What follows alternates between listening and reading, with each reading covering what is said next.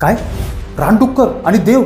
हो मित्रांनो, भगवान विष्णूचे 10 अवतार तुम्हाला माहितीच असतील, पण त्यांचा जमिनीवरचा पहिला अवतार कोणता माहिती आहे का? भगवान विष्णूचे 10 अवतारापैकी मत्स्य आणि कूर्म हे 2 अवतार झाले.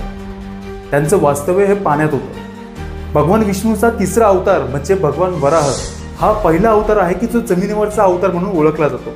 ज्यावेळी हिरण्याक्ष नामक राक्षसाने पृथ्वीला गर्भोदक महासागरामध्ये बुडून ठेवले होते, त्यावेळेस भगवान विष्णूंनी हा अवतार धारण केला आणि पृथ्वीचा उद्धार केला.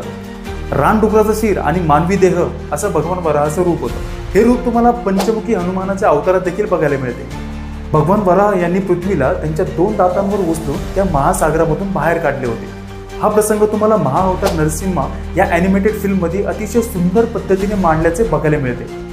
दरवर्षी भाद्रपद महिन्यातील शुक्ल पक्षाच्या तृतीय तिथीला वराह जयंती साजरी केली जाते. यावर्षी 25 ऑगस्ट रोजी ही वराह जयंती साजरी केली जाईल. भगवान वराह प्रकृतीचे रक्षण करणे, अधर्मी विचारांचे नाश करणे आणि धैर्याचे प्रतीक मानले जाते. आपल्या भारतात वाराणसीतील वराह मंदिर, खजुराहो येथील वराह शिल्प आणि आंध्र प्रदेशातील तिरुमला येथील वराह स्वामींचे महत्त्वाचे मंदिर आहेत.